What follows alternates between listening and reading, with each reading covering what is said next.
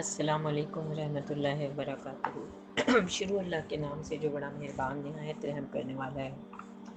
اس دعا کے ساتھ شروع کرتے ہیں کہ اللہ تعالیٰ اس قرآن پاک کی فہم و فراست ہمیں نصیب کرے، اس کا پڑھنا سمجھنا اس پر عمل کرنا اللہ پاک ہمارے لیے آسان بنا دیں۔ اس قرآن پاک کی رہنمائی ہمیں ہماری نسلوں کو قیامت تک آنے والی تمام نسلوں کو اللہ تعالیٰ نصیب فرمائے، اس کے احکامات پر چلنا ہمارے لیے آسان بنا دے۔ اس قرآن کو ہماری عملی زندگی میں یا اللہ جاری و ساری فرما دیں۔ اس قرآن کا نور ہمارے سینوں میں ہماری نسلوں میں اتار دیں، اور اس قرآن پاک کے نور سے یا اللہ ہماری قبروں کو منور کر دیجیے گا۔ اس قرآن سے کو ہمارے مرحومین کے لیے صدقہ جاریہ اور ہمارے لیے ہماری بخشش کا ذریعہ بنا دیجیے گا۔ ہمارا جو یہ رمضان کا سلسلہ چل رہا ہے، جس میں ہم کچھ صورتیں سمجھنے کی کوشش کر رہے ہیں، ان کی اہمیت، ان کی فضیلت اور ان کے میننگ کے ساتھ ہی ساتھ، اور ہماری یہ کوشش بھی ہے کہ ہم ان کو یاد کر سکیں۔ تو آج کی جو صورت میں نے سلیکٹ کیا آپ لوگوں کے لیے ہے وہ ہے سورہ فیل۔ تو شروع کرتے ہیں۔ اعوذ باللہ من الشیطان الرجیم، بسم اللہ الرحمن الرحیم۔ رب اشرح لی صدری ویسر لی امری واحلل عقدۃ من لسانی یفقہوا قولی۔ رب زدنی علما، رب زدنی علما، رب زدنی علما۔ سورہ فیل۔ سورہ فیل جو ہے، اس کا جو نام فیل ہے وہ اس کی پہلی آیت میں ہے، اور فیل کا مطلب ہوتا ہے ہاتھی۔ تو اس میں ہاتھیوں کا ذکر ہے، اور اس سے پورا ایک واقعہ منسوب ہے، جو ہم آپ کو جب تفسیر سمجھائیں گے تو پھر بتائیں گے آپ کو۔ ابھی ہم اس کا لفظی ترجمہ دیکھتے ہیں۔ لم ترا، الف کے اوپر زبر جہاں کہیں بھی ہوتا ہے اس کے میننگ ہوتے ہیں کیا، اور یہ ہم بہت ساری صورتوں میں پڑھ چکے ہیں، یہاں یہ دوبارہ آیا ہے۔ الم ترا، کیا نہیں آپ نے دیکھا؟ لم کا مطلب نہیں میں آتا ہے، تو کیا نہیں آپ نے دیکھا؟ کیفا، کیسا؟ فعل ربک، کیا کیا سلوک آپ کے رب نے؟ بے اصحاب الفیل، ہاتھی والوں کے ساتھ۔ فیل مینس ہاتھی، کہ وہ لوگ جن کے پاس ہاتھی تھے، ہاتھی والے کہلاتے تھے۔ کیا نہیں آپ نے دیکھا کیا سلوک کیا آپ کے رب نے ہاتھی والوں کے ساتھ؟ پھر دوبارہ الف آتا ہے، الف پر زبر، علم، کیا؟ علم یجعل، کیا نہیں اس نے کر دیا؟ کیدہم، ان کی چال کو، فی تضلیل، بیکار۔ کس نے؟ اللہ نے۔ پہلے اللہ نے سوال کیا کہ کیا نہیں آپ نے دیکھا کہ کیا سلوک کیا آپ کے رب نے ہاتھی والوں کے ساتھ، اور پھر اللہ فرماتے ہیں کہ کیا نہیں اس نے کر دیا ان کی چال کو بیکار۔ و، اور، ارسلا علیہم، اور اس نے بھیجے ان پر، طیرم، پرندے، ابابیل، جھنڈ کے جھنڈ، ترمیہم بحجارتن، وہ پھینکتے تھے ان پر کنکریاں، من سجیل، کھنگر کی، سخت جو پتھر ہوتا ہے نا اس کو کہتے ہیں۔ فجعلہم، سو اللہ نے کر دیا انہیں، کعصفن، جیسے بھوسا، معقول، کھایا ہوا۔ یعنی کہ اللہ تعالیٰ نے اس سورت کی آیتوں میں یہ فرمایا کہ آپ نے نہیں دیکھا کہ کیا سلوک کیا آپ کے رب نے ہاتھی والوں کے ساتھ، اور کیا نہیں اس نے کر دیا ان کی چال کو بیکار، اور اس نے بھیجے ان پر پرندے جھنڈ کے جھنڈ، وہ پھینکتے تھے ان پر کنکریاں کھنگر کی، سو اس اللہ نے کر دیا انہیں جیسے بھوسا کھایا ہوا۔ بھوسا کیا چیز ہوتی ہے ہمیں پتہ ہے نا، جیسے جب ہم قربانی کے جو جانوروں کو چارہ کھلاتے ہیں تو جو وہ کھا کے چھوڑ دیتے ہیں نا وہ کہلاتا ہے بھوسا، جس کو وہ نہیں کھاتے، کھانا پسند نہیں کرتے، جسے وہ جو ان کو کھانا ہوتا ہے وہ کھا لیتے ہیں، باقی وہ چھوڑ دیتے ہیں، دیٹ از کالڈ بھوسا نا۔ تو اللہ تعالیٰ نے ان کو اس طرح سے کر دیا کہ جیسے کھایا ہوا بھوسا۔ اب اس میں اس کی جو پوری تفصیل ہے اور اس کے پیچھے کیا واقعہ ہے وہ میں آپ کو بتاتی ہوں۔ یہ تو تھا لفظی ترجمہ، ابھی اس کا تھوڑا سا انٹرو پڑھ لیتے ہیں تاکہ آپ سمجھ سکیں کہ یہاں پر اللہ تعالیٰ جو ہیں اپنے بندوں کو کیا بتا رہے ہیں اس واقعے کے لحاظ سے، اور کیا اس کے پیچھے کیا اللہ تعالیٰ کی حکمت ہے، اور کیا پوری وہ تفصیل ہے جس پر یہ آیت نازل ہوئی۔ تو اس کی جو پہلی آیت ہے اس میں فیل کا لفظ آتا ہے، دیٹس وائی اس کا نام سورہ فیل رکھا گیا ہے، اور یہ سورت جو ہے وہ مکی ہے۔ اس کی جو انٹرو ہے وہ یہ ہے کہ نجران میں یمن کے جو یہودی تھے انہوں نے جو حضرت عیسیٰ علیہ السلام پہ جو ظلم کیا اس کا بدلہ لینے کے لیے حبش کے جو عیسائی تھے انہوں نے یمن پر حملہ کر کے میری حکومت کا خاتمہ کر دیا اور اس پورے علاقے پر حبشی حکومت قائم ہو گئی. یہ ساری کاروائی جو ہے وہ دراصل قسطنطنیہ کی رومی سلطنت اور حبش کی حکومت کے باہم تعاون سے ہوئی تھی، کیونکہ حبشیوں کے پاس اس زمانے میں کوئی قابل ذکر بحری بیڑا نہ تھا، تو یہ بیڑا رومیوں نے فراہم کیا اور حبش نے اپنی 70,000 فوج اس کے ذریعے سے یمن کے ساحل پر اتاری اور پھر اس طرح سے یہ جو انہوں نے اپنا بدلہ لینا چاہتے تھے انہوں نے وہ اپنا بدلہ لیا. اور رومی سلطنت جب سے مصر اور شام پر قابض ہوئی تھی اس وقت سے اس کی یہ کوشش تھی کہ مشرقی افریقہ، ہندوستان، انڈونیشیا اور اس کے اطراف میں جو ممالک ہیں وہ سب رومی مقبوضات کے درمیان جب سے ان پر تجارت عرب کی چل رہی تھی تو وہ چاہتے تھے کہ عربوں کو اس قبضے سے نکال کر وہ اپنے قبضے میں لے لیں تاکہ وہ جو منافع جو عرب تاجروں کو ملتا ہے وہ ان کو ملنے لگے. اب اس کے لیے انہوں نے کیا کیا کہ اپنی فوجیں جو ہیں وہاں پر اتاری، ساحل پر اتار دی اور اس بحری راستے پر کہ قابض ہونے کے لیے کہ جو جنوبی عرب سے شام کی طرف جاتا تھا. ٹھیک ہے. اس کے بعد رومیوں نے اپنا جنگی بیڑا جو ہے بحر احمر میں لے کر آئے اور انہوں نے عربوں کی اس تجارت کو ختم کر دیا جو سمندر کے راستے سے وہ کیا کرتے تھے. اب عربوں کے لیے کون سا راستہ رہ گیا؟ بری راستہ، خشکی کا راستہ. اور اس بری راستے کو بھی وہ قبضہ کرنا چاہتے تھے جس کے لیے انہوں نے حبش کی عیسائی حکومت سے سانٹھ گاٹھ کی، گٹھ جوڑ کیا اور پھر کہا کہ ہم بحری بیڑے سے ان کی مدد کریں گے اور یمن پہ ان کو قابض کروا دیا. اب اس زمانے میں کیا تھا کہ یمن پہ جو حبشی فوج جس نے حملہ کیا تھا وہ اس میں ایک بندہ تھا جو ان کی قیادت کرتا تھا اور اس کا نام تھا ابرہہ. ٹھیک ہے. وہ جو ابرہہ ہے اس فوج کا امیر تھا اور اس میں شامل تھا. اب اس کو جو ہے نائب بنا دیا گیا، جیسے چیف آف آرمی سٹاف آپ کہہ سکتے ہیں نا، اس طرح سے آپ سمجھ لیں وہ ابرہہ تھا. اب یہ جو شخص تھا اس نے کہا کہ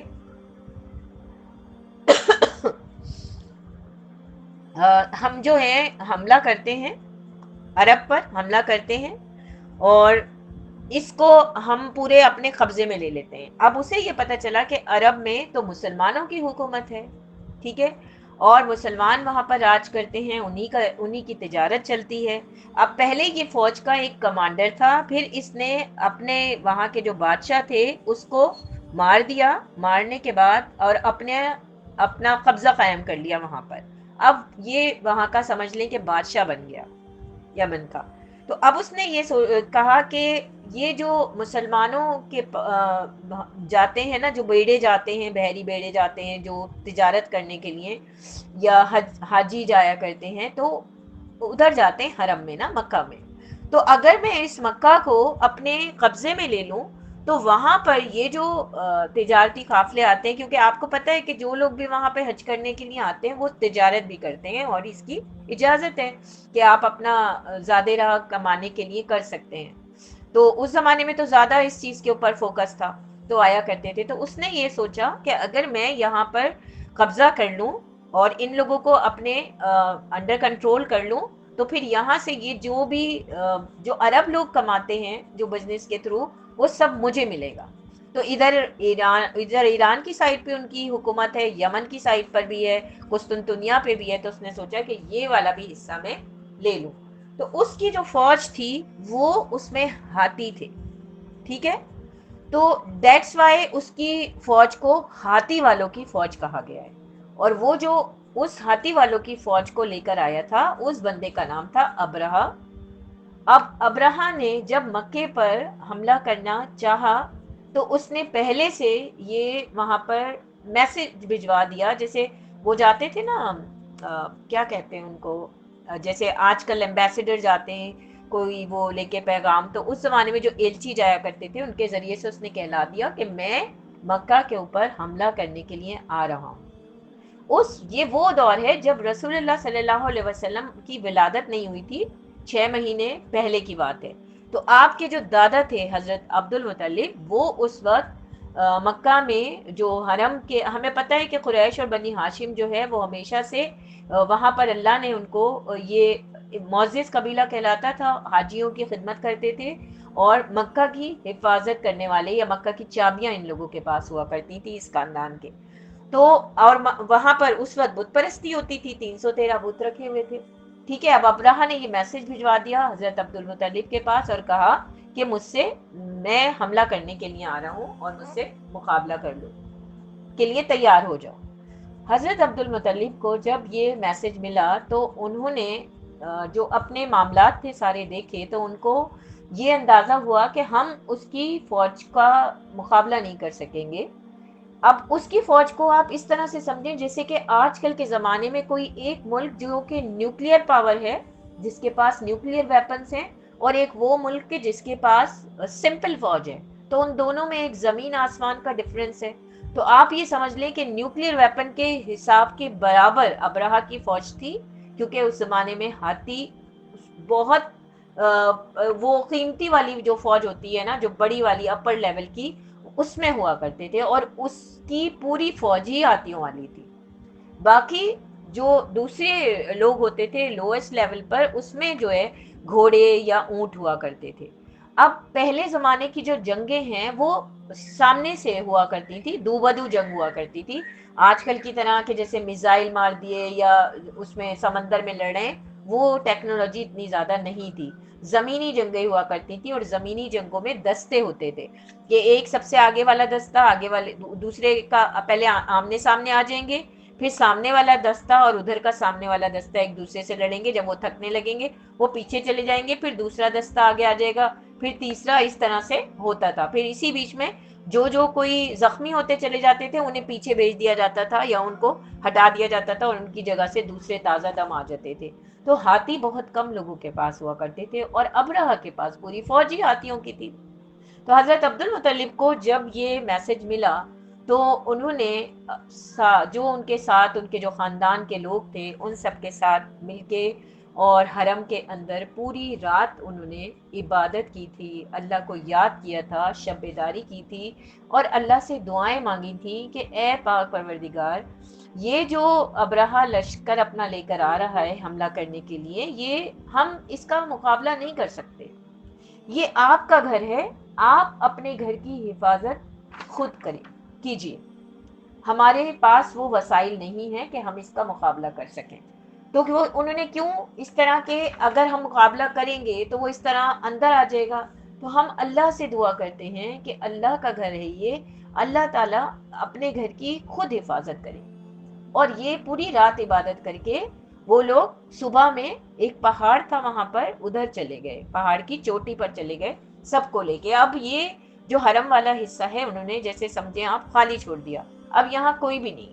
ٹھیک ہے، اب ابرہا آتا ہے اپنی فوج کو لے کر، اور بہت زیادہ غرور اور تکبر میں ہے، تمکنت کے ساتھ وہ آ رہا ہے کیونکہ اس ہاتھی کی فوج ہے اس کے پاس، تو اسے بہت غرور ہے اس چیز کے اوپر، جھومتا جھامتا آ رہا ہے. ٹھیک ہے، اب اس نے جب وہ قریب پہنچنے لگا تو جیسے 4 ڈائریکشنز ہوتی ہیں نا، south east east west north south چاروں، تو اس نے ایک ڈائریکشن سے حملہ کرنے کی وہاں پر خانہ کعبہ پر کوشش کی، تو اس کے جو ہاتھی ہیں وہ زمین پر بیٹھ گئے. اب یہ اس کے پالتو ہاتھی تھے، اور پالتو جو بھی کوئی جانور ہوتا ہے وہ بہت زیادہ وفادار ہوتا ہے. تو اس نے وہ بھالے کہلاتے ہیں جو نوکیلے سے ہوتے ہیں آگے سے، وہ ان کے اوپر مارے گئے، ان کے جسم پر مارے گئے کہ وہ اٹھ جائیں، مگر وہ نہیں اٹھے. پھر اس نے سوچا دوسری سائڈ سے کرتے ہیں، دوسری طرف سے حملہ کرنے کی کوشش کی، تب بھی ایسا ہی ہوا، دوسری سائڈ کے ہاتھی بھی بیٹھ گئے. پھر تیسری طرف سے، یعنی کہ چاروں طرف سے اس نے کوشش کی حملہ کرنے کی، لیکن اس کے جانوروں نے اس کا ساتھ نہیں دیا. ان کو اتنا زود کوب کیا گیا، ان کو ٹارچر کیا گیا، زخم بن گئے ان کے جسم پر بھالوں سے، لیکن وہ اپنی جگہ سے ٹس سے مس نہیں ہوئے، ہاتھی نہیں اٹھے. اب وہ بہت حیران اس بات پہ کہ یہ تو میرے پالتو ہاتھی تھے اور یہ کیوں ایسا کر رہے ہیں. اتنے میں اس کی نظر پڑتی ہے کہ سامنے سے آسمان میں ایک کالی کوئی چیزیں نظر آ رہی ہیں. ٹھیک ہے، وہ کالی کالی چیزیں جو ہیں اس کے قریب آنا شروع ہو گئی. اب یہ سمجھیں یہ تو تھا انٹرو کہ اس کی تاریخی پس منظر کہ کیوں یہ ہوا تھا. اب وہاں پر جو معاملہ ہوا وہ کیا ہوا وہ پھر ہم آپ کو بتاتے ہیں. اس کا وہ پڑھتے ہیں محاورہ ترجمہ, پھر میں آپ کو یہ واقعہ بتاتی ہوں. اللہ تعالیٰ فرماتے ہیں کہ تم نے دیکھا نہیں کہ تمہارے رب نے ہاتھی والوں کے ساتھ کیا سلوک کیا. ہاتھی والے کون ہو گئے؟ ابرہا کی فوج. کیا اس نے ان کی تدبیر کو حقارت نہیں کر دیا اور ان پر پرندوں کے جھنڈ بھیج دیے جو ان پر پکی ہوئی مٹی کے پتھر پھینک رہے تھے, اور پھر ان کا یہ حال کر دیا جیسے جانوروں کا کھایا ہوا بھوسا. اب اس کو سمجھیں کہ یہاں پر یہ واقعہ کیا تھا. یہ اللہ تعالیٰ نے قرآن پاک میں اس واقعے کو رکھنے کے بعد دراصل یہ ہم سب کے لیے اس کو محفوظ کر دیا تاکہ جب تک دنیا رہے گی اور جب تک قیامت تک نہیں آئے گی یہی قرآن ہے, یہی شریعت ہے, یہی امت ہے جو چلے گی. ٹھیک ہے, اور یہی قرآن ہے جو ان کی ہدایت کے لیے اللہ نے اتارا ہے. تو اللہ یہ چاہتے ہیں کہ آپ جب بھی قرآن میں یہ واقعہ پڑھیں تو آپ کے ذہن میں وہ چیز آئے کہ کیوں ہوا تھا ان کے ساتھ, اور پھر اللہ نے ان کو کیا سزا دی تھی اور اس کے پیچھے ریزن کیا تھا. ٹھیک ہے, تو اللہ نے کہا کہ کیا تم نے نہیں دیکھا کہ ہم نے ہاتھی والوں کے ساتھ کیا کیا تمہارے رب نے. اب یہ ابرہا کی فوج ہے اور وہ اندر داخل ہونے کی کوشش کر رہی ہے اور اس کے ہاتھی جو ہیں وہ بیٹھ جاتے ہیں. وہ آگے بڑھنے سے انہوں نے انکار کر دیا, ان کو مارا گیا, ان کو بھالوں سے مارا گیا, ان کے اوپر نیزے چلائے گئے, سب کچھ کر کے دیکھ لیا لیکن ہاتھی ٹس سے مس نہیں ہو رہے. پھر اچانک کیا دیکھتے ہیں وہ لوگ کہ سامنے سے ایک کالی آندھی آ رہی ہے. تو اب صحرا ہے, صحرا میں تو بارش نہیں ہوتی, لیکن پھر بھی ان کو لگا کہ شاید کالے بادل آ رہے ہیں. تو وہ ایک طرف سے آئی پہلے وہ آندھی, اور پھر اچانک انہیں لگا کہ پورا آسمان اس کالی آندھی سے بھر گیا. جب وہ آندھی ان کے قریب آئی تو انہوں نے کیا دیکھا کہ وہ آندھی نہیں تھی بلکہ وہ ایک پرندوں کے جھنڈ تھے. جھنڈ کس کو کہتے ہیں؟ جیسے کبھی رات کے وقت آپ دیکھیں پرندوں کی آوازیں آتی ہیں تو آپ اگر کھڑے ہو کے دیکھیں کھڑکی میں سے تو وہ اس وقت مائگریٹ کر رہے ہوتے ہیں نا, ایک جگہ سے دوسری جگہ, دن میں بھی ہوتا ہے رات میں بھی ہوتا ہے. تو وہ ایک نہیں جاتا پرندہ, ان کا پورا ایک ہول سا سمجھ لیں بنا ہوا ہوتا ہے, ایک جھرمٹ سا ایک جھنڈ بنا ہوا ہوتا ہے جس میں ایک آگے پرندہ ہوتا ہے جو ان کا لیڈر ہوتا ہے, جو سب کو گائیڈ کر رہا ہوتا ہے, اور پیچھے پھر وہ ایک ڈائریکشنز میں لائنز میں بہت سارے پرندے ہوتے ہیں جو ایک ساتھ سفر کرتے ہیں. تو ان لوگوں نے بھی یہ چیز دیکھی کہ جھنڈ کے جھنڈ جو ہیں پرندوں کے جو کہ کالے تھے, کالے پرندے تھے, وہ ان کی طرف بڑھے چلے آ رہے, چھوٹے چھوٹے سے پرندے, اور ان کو جو ان کا نام لیا جاتا ہے وہ کہ ابابیل. اور ان میں سے وہ جو پرندے تھے چھوٹے پرندے, اور ہر پرندے کی چونچ میں اب آپ ایک چڑیا کا ذہن میں رکھیں, چھوٹی سی چڑیا جیسے ہم جو گھر میں پال لیتے ہیں, برڈز جو پالتے ہیں وہ چڑیا, اور اس کی چونچ, اور اس کی چونچ میں پتھر. تو سوچیں آپ کتنا چھوٹا سا پتھر ہوگا کہ وہ جو جھنڈ تھا وہ جھنڈ کالے رنگ کے پرندوں کا, ان پرندوں کے چونچوں کے اندر چھوٹے چھوٹے سے پتھر ہیں اور وہ ان کی طرف بڑھے چلے آ رہے ہیں. اب لشکر میں افراتفری مچ گئی کہ یہ کیا چیز ہے, سمجھ نہیں آیا. ان پرندوں نے وہ جو ان کے چونچوں میں جو پتھر تھے وہ انہوں نے ان کے اوپر پھینکے, اس لشکر پہ جو ہاتھی والوں کی جو فوج تھی اس میں جو لوگ تھے ان کے اوپر وہ پتھر پھینکے. وہ پتھر کیا تھے؟ ان پتھروں کے اوپر نام لکھا ہوا تھا کہ یہ پتھر جس کے نام کا ہے وہ اسی پہ جا کے وہ گرتا تھا. وہ پتھر جب گرتا تھا جس انسان کے اوپر, وہ اس کا پہلے گوشت گلتا تھا, پھر اس کی ہڈیاں, اور پھر اس کی ہڈیوں کے اندر جو بھی کچھ اس کے جسم میں ہوتا تھا وہ سب ایک سیکنڈ کے اندر گل کر لکوڈ بن جاتا تھا. ابھی جو یہ جنگ چل رہی ہے فلسطین کی, اس میں ان لوگوں نے فاسفورس کے بمب یوز کیے تھے شروع کے دنوں میں, اور اس پر بہت زیادہ شور مچایا تھا انٹرنیشنل میڈیا نے کہ یہ بہت زیادہ ایک ٹارچر ہے کہ آپ انسانیت کو اتنی بری طرح سے جو ہے وہ ٹارچر کر رہے ہیں, ان کے اوپر اتنا ظلم کر رہے ہیں کہ وہ جو بم کے جو ٹکڑے بھی کسی کو جا کے چھوٹے چھوٹے سے لگے تھے تو ان کے جسموں کے اندر سوراخ ہو گئے تھے ٹائپ نا، ان کا گوشت گل گیا تھا، ان کی ہڈیاں گل گئی. تو آپ دیکھیں کتنے ہزاروں سال پہلے نبی صلی اللہ علیہ وسلم کی بھی ولادت سے پہلے اللہ تعالیٰ اس واقعے میں دکھاتے ہیں کہ ان پرندوں کی چونچ میں اس طرح کے کوئی پتھر تھے کہ جن کے اندر شاید تیزاب تھا، جو ایسیڈک تھے نیچر میں. اور دیکھیں تیزاب کہیں جس جگہ گر جاتا ہے تو کیسا ایک جھاگ سا بن جاتا ہے، اور وہ جگہ پر کوئی کچھ بھی پڑا ہوا ہو تو وہ ایک دم سے جیسے میل پر آپ ڈالیں تو وہ کٹ کے اور ایک دم لکوڈ ہو کے باہر نکلنے لگتا ہے، ہر چیز کو وہ کاٹ دیتا ہے. اور اگر اکثر جیسے ڈرامہ وغیرہ میں دکھاتے ہیں کہ کسی پہ تیزاب پھینک دیا تو پوری اس کا جسم جل جاتا ہے، اس کی کھال جل جاتی ہے، اس کے گوشت تک اثر ہوتا ہے، اس کی ہڈیوں تک. وہ اس پہ ڈیپینڈ کرتا ہے کہ وہ کتنی زیادہ کنسنٹریشن کا جو ہے نا وہ ایسڈ ہے یا تیزاب ہے.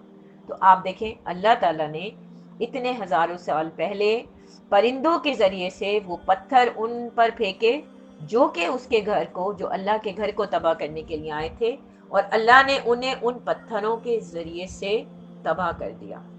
ایک پوائنٹ تو یہ کہ اللہ نے اپنے گھر کی حفاظت خود کی، اور کس کے ذریعے سے اللہ نے حفاظت کروائی؟ پرندوں کے ذریعے سے جو اتنے چھوٹے تھے، اور ان پرندوں کی بھی چونچ میں چھوٹی چھوٹی سی کنکریاں تھیں. اب آپ دیکھیں دنیا میں جانوروں کے لحاظ سے ایک ویل مچھلی اور ایک ہاتھی کو سب سے زیادہ بڑا سمجھا جاتا ہے، ٹھیک ہے. اب وہ ہاتھی والوں کی فوج تھی تو اٹ مینس اس کا جو ہر بندہ ہے وہ ہاتھی پر بیٹھا ہوا تھا. اللہ تعالیٰ نے اس فوج کو کس طرح سے کیسے ختم کروایا؟ کس کے ذریعے سے؟ ان چھوٹے پرندوں کی چونچ میں پکڑی ہوئی ان کنکریوں سے. اللہ کیا دکھا رہا ہے کہ میں جس کو چاہوں زندگی دوں اور میں جس کو چاہوں ختم کروں، یہ میرے ہاتھ میں ہے. اور تم جو میرے گھر کو ڈھانے کے لیے آئے تھے، میں اپنے گھر کی حفاظت خود کر سکتا ہوں. اور کیسے کروائی اللہ نے؟ ان چھوٹے سے پرندوں کے ذریعے سے. تو اللہ جو چاہتے ہیں، جہاں چاہتے ہیں، جس وقت جیسا چاہتے ہیں، بس وہ ایک حکم کرتے ہیں کن کہ ہو جا، اور وہ ہو جاتا ہے. حضرت عبدالمطلب نے دعا کی اور اللہ سے کہا کہ یہ گھر آپ کا ہے، ہمارے پاس اتنے وسائل نہیں ہیں کہ ہم ابرہہ کی فوج کا مقابلہ کریں، تو ہم یہاں سے جا رہے ہیں. اے اللہ تعالیٰ، آپ اے میرے رب اپنے گھر کی حفاظت خود کیجئے. ٹھیک، وہ دعا کر کے چلے گئے، اللہ نے حفاظت کی. ایک تو پوائنٹ یہ آ گیا کہ اللہ نے خود حفاظت کی، وہاں کوئی بندہ نہیں تھا، جو لوگ بھی تھے وہ سب پہاڑی پر جا چکے تھے. دوسرا، وہ لوگ اس زمانے میں بتوں کی پوجا کرتے تھے، خانہ کعبہ میں 313 بت رکھے ہوئے تھے. تو اللہ نے یہاں بتایا کہ کیا تمہارے بتوں نے آ کے بچایا کعبہ کو؟ وہ جو بت اندر رکھے ہوئے تھے جن کی تم پرستش کیا کرتے تھے، کیا انہوں نے بچایا؟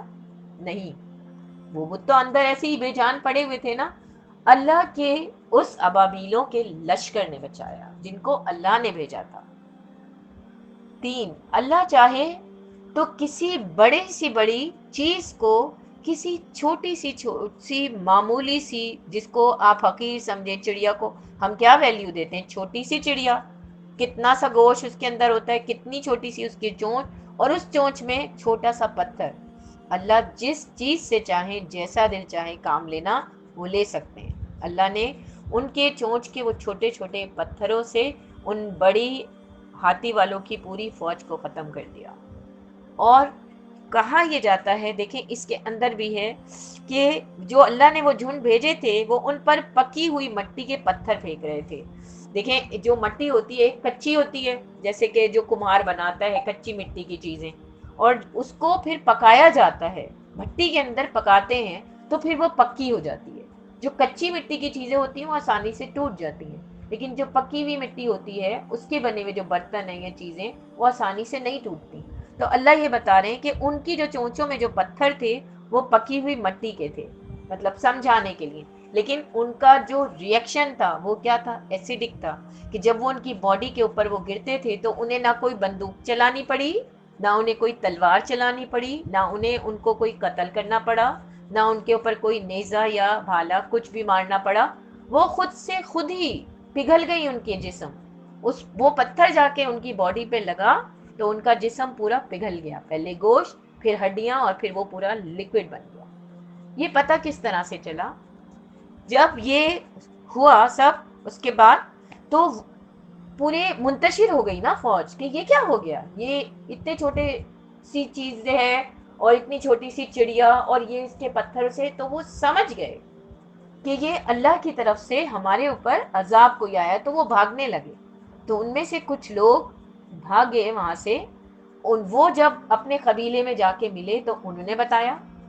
دوسرے جب ان کے بھاگنے کے بعد وہ جو میدان تھا جہاں تک وہ پہنچے تھے اور انہوں نے کوشش کی تھی کہ ہم خانہ کعبہ کو ڈھا دیں، تو وہیں پر ہی ان پر وہ عذاب اللہ نے بھیجا نا۔ تو وہاں پر جب حضرت عبد المطلب اس فوج کے منتشر ہونے کے بعد اپنے خاندان کے ساتھ واپس اترے اور انہوں نے آ کے جب وہاں پر اس جگہ کا معائنہ کیا تو انہیں نشان زدہ پتھر ملے، کہ وہ جو پتھر تھے ان کے اوپر نام لکھے ہوئے تھے ان لوگوں کے، اور جن جن پر وہ پتھر پڑے، وہ جن کے ناموں کے پتھر تھے، وہ بندے ان سے مرتے چلے گئے۔ تو یہ دونوں چیزیں اس چیز سے کنفرم ہوئی۔ پھر ان پرندوں کے ذریعے سے اللہ نے ان کا کیا حال کر دیا، جیسے جانوروں کا کھایا ہوا بھوسا، یعنی کہ ان کی جو باڈیز تھی وہ اس طرح سے گل سڑ گئی کہ وہ کسی کام کی نہیں رہی، کہ جیسے جانور جب اپنا بھوسا کھاتے ہیں تو اس میں سے کچھ حصہ وہ نیچے گرا دیتے ہیں جو ان کے کام کا نہیں ہوتا، جس سے وہ نہیں اٹھاتے۔ یعنی کہ ان کے جسموں کو اللہ تعالیٰ نے اس طرح سے کر دیا بالکل بے وقت کہ جیسے جانوروں کا کھایا ہوا بھوسا۔ تو آپ دیکھیں کیا اللہ تعالیٰ ہم تک میسج پہنچاتے ہیں کہ انسان اپنی پاور پر، اپنی طاقت پر، اپنی جو اس کے پاس جو نعمت ہوتی ہے، اب اس کو کس بات پہ اپنی بہت زیادہ غرور تھا کہ میرے پاس ہاتھی کی فوج ہے، اپنی طاقت پر، اپنے پیسے پر، انہی ساری چیزوں پر تھا نا، کہ میں بہت زیادہ طاقتور ہوں، میری فوج بہت طاقتور ہے کیونکہ میرے پاس ہاتھی ہیں، اور اپنی انہی ساری چیزوں میں جھومتا جھامتا اپنے تکبر میں، غرور میں اکڑتا ہوا وہ آیا تھا۔ اور اللہ نے اس کو کیا دکھایا کہ تمہیں جو کچھ بھی دیا وہ میں نے دیا تھا، لیکن تم اس چیز کے اوپر اتنا اکڑ کے کہ تم خود کو خدا سمجھنے لگے اور تم میرے گھر کو ڈھانے کے لیے آئے۔ تو اگر یہاں پر کوئی بھی موجود نہیں ہے تو یہ میرا گھر ہے، اس کی حفاظت میں خود کروں گا، اور اللہ نے دکھایا۔ اور اس واقعے کے 6 مہینے کے بعد یا 8 مہینے کے بعد نبی پاک کی ولادت ہوتی ہے، تو اس وقت تک لوگوں کو یہ باتیں یاد تھی، یہ واقعہ یاد تھا۔ تو آپ دیکھیں جب نبی صلی اللہ علیہ وسلم بڑے ہونے کے بعد جب وہ نبوت کا انہوں نے اعلان کیا، اس وقت بھی کچھ لوگ ایسے موجود تھے ان کے خاندان میں کہ جنہیں وہ واقعہ یاد تھا۔ تو اس وقت بھی یہ بات کہی لوگوں نے کہ جب ابرہہ نے حملہ کیا تھا تب بھی تو اللہ نے اپنے گھر کی حفاظت کی تھی، وہی رب ہے جس کے لیے یہ محمد کہتے ہیں کہ وہ ایک خدا ہے اور اس کا کوئی شریک نہیں۔ تو اس وقت بھی اللہ نے ریئلائز کروایا، اور پھر جب نبی صلی اللہ علیہ وسلم کی نبوت کا اعلان ہوا تب بھی تو یہ جو قصے رکھے جاتے ہیں وہ اسی لیے رکھے جاتے ہیں تاکہ لوگوں کو یاد دلایا جائے کہ دیکھو تمہارے رب نے تو تمہیں مختلف وقتوں میں اپنے مختلف معجزات دکھائے، تم نہیں سمجھتے، تمہاری سمجھ میں نہیں آتی اللہ کی حکمت۔ اللہ تو سمجھانا چاہتے ہیں کہ دیکھو اس وقت بھی یہ چیز ہوئی تھی اور کس طرح ہم نے اپنے گھر کو بچایا تھا۔ اور دیکھیں ابھی بھی یہ آخری امت، آخری دور کب تک ہے، کب تک رہے گا ہمارے ہاتھوں میں یہ آخری کتاب؟ نبوت ختم ہو چکی، آخری نبی دنیا سے جا چکے، یہ آخری امت ہے، اور اس امت پر کہ ہر بندے کے اوپر یہ فرض ہوتا ہے کہ وہ جو کچھ بھی سمجھے سیکھے وہ دوسروں تک پہنچائے۔ جیسے یہ آج ہم تک یہ دین پہنچا ہے، اسی طرح ہماری بھی اس بات کی ذمہ داری ہے، ہم اپنے جو ہمارے قریب میں لوگ ہیں، ہمارے اہل و عیال، ہماری اولاد، ان کو تو ہم سکھا ہی سکتے ہیں نا۔ چلیں اس سے آگے اگر آپ نہیں بڑھتے تو اتنا تو کر ہی سکتے ہیں، ان کو سکھائیں، ان کی پرورش اس طرح سے کریں کہ وہ آگے اپنی نسلوں میں ان چیزوں کو لے کے جائیں۔ ہم تک بھی تو دین اسی طرح سے پہنچا نا۔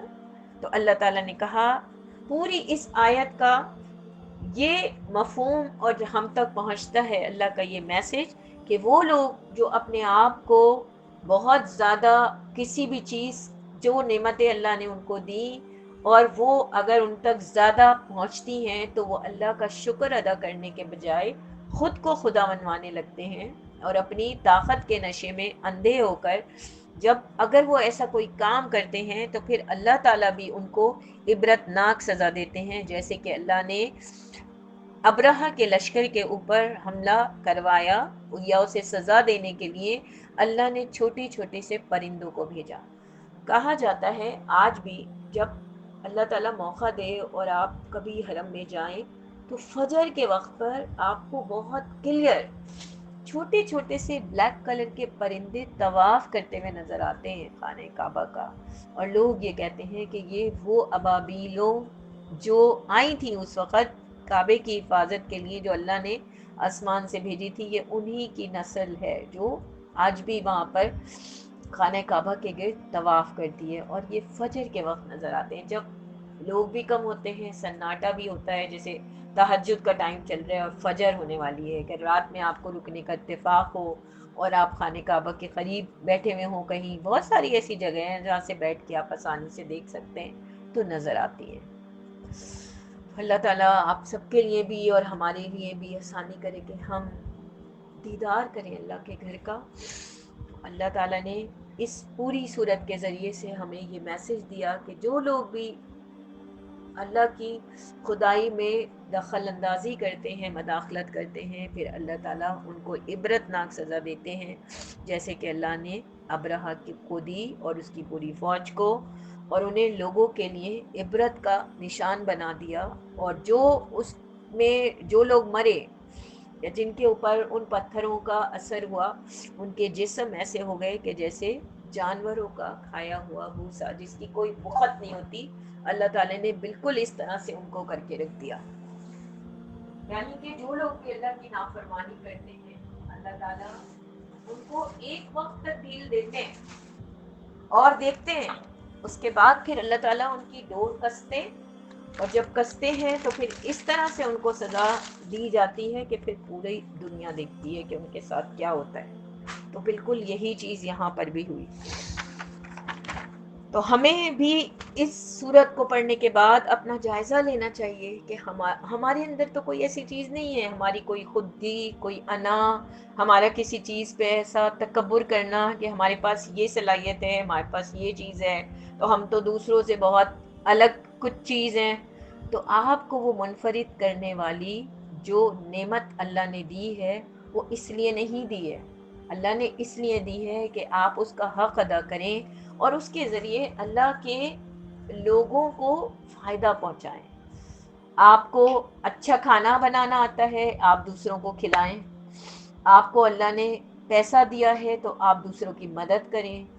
آپ کو اللہ نے اس طرح کی زبان دی ہے کہ اثر ہے اس کے اندر تو آپ دوسرے لوگوں کو سمجھائیں۔ جو بھی ہر انسان میں کوئی نہ کوئی صلاحیت ہوتی ہے، ہم ڈھونڈنے والے بنیں، ہم اپنا محاسبہ کریں کہ ہمیں اللہ نے کیا خاص چیز دی ہے اور ہم اسے کس طرح انسانیت کی خدمت کے لیے یا کوئی ہم ایسا کام کر سکتے ہیں کہ اللہ ہم سے خوش ہو جائے۔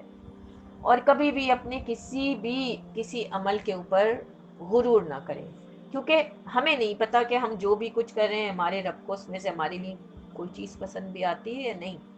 ہر کام کریں، جو بھی عمل آپ کو توفیق ملتی ہے کرنے کی کریں، اور اللہ سے دعا کریں کہ اللہ اس کو اپنی بارگاہ میں قبول کر لیں۔ جب اللہ قبول کریں گے تبھی تو ہمیں اس کا اجر ملے گا نا۔ کیا پتا اللہ کو آپ کی وہ نیکی پسند ہی نہ آئے، کیا پتا وہ قبولیت کے درجے تک ہی نہ پہنچے۔ تو یہ بھی دعا ضرور کیا کریں کہ جو بھی ہم نے عبادت کی، جو بھی کچھ، کہ اللہ تعالیٰ اسے قبول فرما لے۔ صدق اللہ العظیم۔ آج کی دعا پڑھ لیتے ہیں۔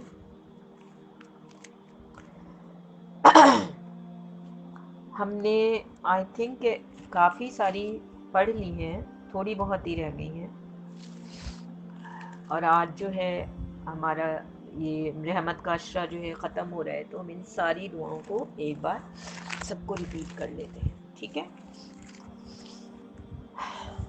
بسم اللہ الرحمن الرحیم، الحمدللہ رب العالمین، الرحمن الرحیم، مالک یوم الدین، ایاک نعبد و ایاک نستعین، اہدنا الصراط المستقیم، صراط الذین انعمت علیہم غیر المغضوب علیہم ولا الضالین، آمین۔ ربنا افرغ علینا، اے ہمارے رب ہم پر، صبرن و ثبت اقدامنا، صبر کا فیضان کر اور ہمارے قدم جما دے، ونصرنا اور ہمیں فتح نصیب کریں، علی القوم الکافرین، کافروں کے قوم پر، کافروں کے گروہ پر۔ سورہ بقرہ کی ہے یہ دعا۔ دوسری، ربنا لا تؤاخذنا ان نسینا او اخطانا، اے ہمارے رب ہم سے بھول چوک میں جو قصور ہو جائیں، ربنا ولا تحمل علینا، ان پر گرفت نہ کیجیے گا، اسرن کما حملتہ علی الذین من قبلنا، اور ہم پر وہ بوجھ نہ ڈالیے گا جو آپ نے ہم سے پہلے لوگوں پر ڈالے تھے۔ ربنا اتحملنا ما لا طاقت لنا، ہم پروردگار جس بوجھ کو اٹھانے کی طاقت ہم میں نہیں وہ ہم پر نہ رکھیے گا۔ ما لا طاقت لنا بہ واعف عنا، ہمارے ساتھ نرمی کیجیے گا، ہم سے درگزر فرمائیے گا، واعف عنا، ہمیں معاف کر دیجیے گا، واغفر لنا، ہم سے درگزر کیجیے گا، انت مولانا، آپ ہی ہمارے مولا ہیں، فانصرنا علی القوم الکافرین، کافروں کے مقابلے میں ہماری مدد فرمائیے۔ یہ بھی سورہ بقرہ سے ہے۔ ربنا تقبل منا، اے ہمارے رب ہم سے یہ خدمت قبول کر لیں، جیسے ہم یہ پڑھ رہے ہیں، قرآن سمجھنے کی کوشش کر رہے ہیں، تو ہم کوئی بھی ایسا کوئی کام کریں اور ہم اس کی کامیابی کے لیے اللہ سے دعا مانگیں کہ اے ہمارے رب ہم سے یہ خدمت قبول کر لیجئے، انک انت السمیع العلیم، آپ سب کی سننے اور سب کچھ جاننے والے ہیں، وتب علینا، اور ہماری کوتاہیوں سے درگزر فرمائے، انک انت التواب الرحیم، آپ سب سے زیادہ معاف کرنے والے اور رحم کرنے والے ہیں۔ یہ بھی سورہ بقرہ سے ہے۔ ربنا لا تزغ قلوبنا بعد اذ ہدیتنا، اے ہمارے پروردگار جب آپ ہمیں سیدھے راستے پر لگا چکے ہیں تو پھر ہمارے دلوں کو ٹیڑھا نہ کیجیے گا، من لدنک رحمہ، اور ہمیں اپنے خزانے رحمت سے فیض عطا فرمائیے گا، انک انت الوہاب، آپ ہی بہت فیاض ہیں۔ یہ دیکھیں، ہم کسی کوئی نیکی کے راستے پہ لگ جاتے ہیں تو ہم سوچنے لگتے ہیں کہ ہاں بس اب ہم تو اچھے کام کرنے لگے ہیں، بس اب ہم صحیح ہو گئے، لیکن وہ جو ہمارے پیچھے ایک شیطان لگا رہتا ہے نا، جو ہمیں کبھی بھی اس راستے سے بھٹکانے کی کوششوں میں چالے چلتا رہتا ہے، تو یہ دعا ہے کہ اس دعا کا مطلب کہ ہم اللہ سے یہ دعا کر رہے ہیں کہ اللہ تعالیٰ جب آپ نے ہمیں سیدھے راستے پہ لگا دیا تو پھر ہمارے دلوں میں ٹیڑھ نہ آئے کبھی بھی، کہ کبھی بھی ہم اس راستے سے بھٹکے نہ۔ دیکھیں، ایسے بہت سے واقعات ہوتے ہیں کہ بہت بڑا ایک انسان بہت عبادت گزار ہوتا ہے سب کچھ، اور ایک دم سے کچھ کا کچھ بن جاتا ہے، تو کیا پتا کبھی ہمارے ساتھ بھی ایسا وقت آ جائے۔ تو ہم جب کبھی بھی کوئی نیکی کا کام کریں تو ہم اللہ سے اس بات کی دعا بھی کریں کہ اللہ تعالیٰ جب آپ نے ہمیں لگا دیا ہے نا تو بس اب ہمارے دلوں کو ٹیڑھا مت کیجیے گا اور ہمارے اوپر اپنی رحمت ہمیشہ رکھیے گا، کیونکہ آپ سے بڑھ کے رحم کرنے والا اور فیاض کوئی نہیں۔ ربنا ظلمنا انفسنا، اے ہمارے رب ہم نے اپنی جانوں پر بہت ظلم کیا، وَإِن لَمْ تَغْفِرْ لَنَا، اور اگر اب آپ نے ہمیں معاف نہ کیا، ہم سے درگزر نہ فرمایا، تب وَتَرْحَمْنَا لَنَكُونَنَّ، اور ہم پر رحم نہ کیا، لَنَكُونَنَّ مِنَ الْخَاسِرِينَ، تو اے ہمارے رب ہم برباد ہو جائیں گے۔ آپ بتائیں اللہ کے سوا کون ہے ہمیں معاف کرنے والا؟ اس کو ہی پتہ ہے ہم دن بھر میں ہزاروں گناہ کرتے ہیں، چھپ کے بھی کرتے ہیں، انجانے میں بھی، جان بوجھ کے بھی۔ اگر اللہ تعالیٰ ایک ہی گناہ کے اوپر ہماری سرزش کرنے لگے اور ہمیں عذاب دینے لگے تو ہم تو اسی دن ہی ختم ہو جائیں گے۔ تو ہم اللہ سے یہ دعا مانگے کہ اللہ تعالیٰ ہم کوشش تو کرتے ہیں بچنے کی، لیکن پھر بھی گناہ ہو جاتے ہیں، بس آپ ہم سے منہ مت پھیریے گا، آپ ہم پر اپنی رحم کی نظر ہمیشہ رکھیے گا اور ہمیں معاف کرتے رہیے گا ہمارے گناہوں کو، ورنہ تو ہم برباد ہو جائیں گے۔ ربنا لا تجعلنا فتنة للقوم الظالمین ونجینا برحمتک من القوم الکافرین۔ اے ہمارے رب، ہمیں ظالم لوگوں کے لیے فتنہ نہ بنا اور اپنی رحمت سے ہم کو کافروں سے نجات دے۔ رب انی اعوذ بک ان اسألک ما لیس لی بہ علم۔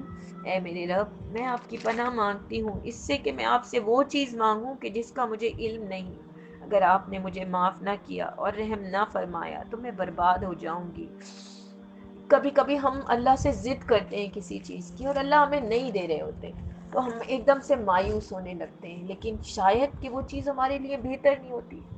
جیسے کبھی ہمارے گھر میں کوئی بیمار ہوتا ہے اور ہم اللہ سے ضد کر رہے ہوتے ہیں اللہ اس کو شفا دے دے، اور اس کی حالت دن بہ دن خراب ہو رہی ہوتی ہے، تو اللہ کو یہ بات پتہ ہوتی ہے کہ اگر تو یہ صحیح بھی ہو گیا تو اس کی زندگی میں اور مزید کیا خرابیاں آگے پیدا ہو سکتی ہیں، تو اللہ اپنے بندے کو اور مزید تکلیف نہیں دینا چاہ رہے ہوتے، تو اللہ ہماری وہ دعا نہیں قبول کر رہے ہوتے۔ تو ہم اس بات کی بھی دعا مانگے کہ ہم اللہ سے کبھی ایسی ضد نہ لگائیں، کوئی ایسی چیز نہ مانگے جو ہمارے لیے بہتر نہیں تھی۔ اللہ ہم سے بہتر جانتے ہیں کہ ہمارے لیے کیا بہتر ہے اور وہ ہمیں دیتے ہیں۔ اسی طرح اللہ تعالیٰ کی آزمائش بھی جتنی ہماری قوت ہوتی ہے اسی حساب سے اللہ ہمیں آزماتے ہیں۔ رب ارحمہما کما ربیانی صغیرا۔ اے ہمارے رب، ہمارے والدین پر رحم فرما جس طرح انہوں نے ہمیں بچپن میں رحمت اور شفقت کے ساتھ پالا تھا۔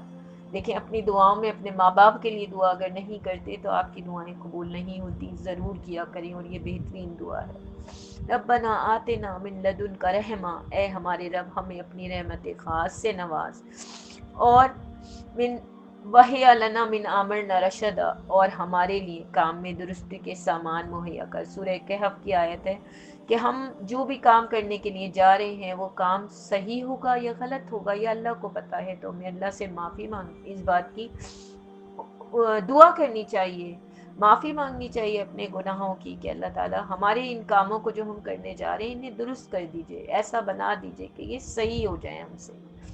پھر ہمیں کبھی کوئی تکلیف ہوتی ہے جسم میں، کوئی بیماری ہے، کوئی مشکل ہے، اس وقت یہ دعا مانگنی چاہیے، رب انی مسنی الضر وانت ارحم الراحمین۔ اے ہمارے رب، مجھے تکلیف پہنچ رہی ہے۔ اس جگہ پر آپ اپنی اس تکلیف کا نام لے سکتے ہیں، دل میں تصور کر سکتے ہیں، اور پھر اللہ سے دعا مانگیں کہ سپوز آپ کو کہیں درد ہوتا ہے اور آپ بولیں کہ اے میرے رب، مجھے تکلیف پہنچ رہی ہے اس درد سے، تو آپ ہی مجھے اس تکلیف سے نجات دے سکتے ہیں، کیونکہ آپ سب سے زیادہ رحم کرنے والے ہیں۔ یہ سورہ انبیاء میں آتی ہے یہ دعا۔ رب اغفر ورحم انت خیر الراحمین۔ اے میرے رب، درگزر فرما اور رحم کر، اور آپ سب رحیموں سے بڑھ کر رحیم ہیں۔ سورہ مومنون میں آتی ہے یہ دعا۔ رب اوزعنی ان اشکر نعمتک التی۔ اے میرے رب، مجھے قابو میں رکھ کہ میں آپ کے اس احسان کا شکر ادا کرتی رہوں، علیہ و اعلی و والدیہ، جو آپ نے مجھ پہ کیا اور میرے والدین پہ کیا، وان اعمل صالحا، اور میں ایسا عمل کروں جو آپ کو پسند آ جائے، وادخلنی برحمتک فی عبادک الصالحین، اور آپ مجھے اپنی رحمت سے اپنے صالح بندوں میں داخل کر لیں۔ کہ اللہ ہی کو پتہ ہے کہ ہم جو بھی عمل کرتے ہیں اس میں ہمارا کتنا اخلاص ہے، بس ہمیں یہ دعا کرنی چاہیے کہ اللہ تعالیٰ ہمارے ان اعمالوں کو قبول کر لیں اور اس میں خلوص ہو ایسا کہ جو اللہ کو پسند آ جائے۔ اے میرے پاک پروردگار، ہم نے جو کچھ بھی پڑھا اس میں ہم سے جو کچھ بھی غلطی ہو گئی ہو، کوئی کمی رہ گئی، کوئی بیشی، اللہ تعالیٰ اس کو معاف کر دیجیے گا اور اسے اپنی بارگاہ میں قبول و مقبول فرمائیں، اور ہمارے لیے، ہمارے مرحومین کے لیے صدقہ جاریہ بنا دیں اس کو۔ یا اللہ، جس کے دل میں جو بھی خواہشات ہیں، جو بھی اللہ تعالیٰ آپ جانتے ہیں، ان سب دعاؤں کو اپنی رحمت سے قبولیت کا درجہ بخش دیجئے۔ یا اللہ، دنیا میں جہاں کہیں مسلمانوں پر کوئی بھی ظلم اور ستم ہو رہا ہے، آپ دیکھ رہے ہیں یا اللہ، آپ جانتے ہیں۔ آپ کے دین کو بچانے کے لیے، آپ کے نبیوں کی سرزمین کو بچانے کے لیے فلسطین کے مسلمان مجاہدین دن رات کوششوں میں لگے ہوئے ہیں، وہ اپنا سب کچھ کھو چکے ہیں، اس کے باوجود بھی یا اللہ ان کے ایمان اعلیٰ درجے کے ہیں، ہمیں بھی ایسے ایمان عطا فرما دے یا اللہ، ہمارا حصہ بھی ان کے ساتھ ڈال دے ان کے جہاد میں یا اللہ، ان سب کو فتح نصیب ہو، ایسی فتح کہ پوری دنیا ان پر اشک رشک کرے یا اللہ، ان کے دشمنوں کو نیست و نابود کر دیں، جنہوں نے درندگی دکھا رہے ہیں، جانوروں کی طرح بربریت کا مظاہرہ کر رہے ہیں، اللہ تعالیٰ ان پر اپنا غیظ و غضب نازل فرما دے، ان کو تباہ و برباد کر دے، ان کو نیست و نابود کر دے یا اللہ، ان کا صفحہ ہستی سے نام مٹا دے، اور مسلمانوں کو اپنی سرزمین پر حکومت کا دوبارہ سے موقع دے دیں یا اللہ، ان کی غلامی سے نکال دیں۔ ہم آپ سے ایمان والی زندگی اور ایمان والی موت طلب کرتے ہیں، ایسی موت کہ جب آپ کے پاس آئیں تو آپ ہم سے خوش ہوں اور ہم اپنے انجام پر مسرور ہوں یا اللہ۔ آپ نے فرمایا ہے کہ جو لوگ بھی رمضان میں جن کو موت آتی ہے، آپ انہیں بغیر حساب کتاب کے جنت میں داخل کرتے ہیں یا اللہ، ہمیں بھی رمضان کی موت نصیب ہو، ایمان پر خاتمہ ہو، ایمان پر زندگی گزرے یا اللہ، ہماری قیامت تک آنے والی تمام نسلوں کو ایمان اور عافیت سلامتی کے ساتھ رکھیے گا، دجال کے فتنوں سے محفوظ رکھیے گا۔ جب دم واپسی ہو یا اللہ، لب پہ ہو لا الہ الا اللہ محمد رسول اللہ۔ السلام علیکم ورحمۃ اللہ وبرکاتہ۔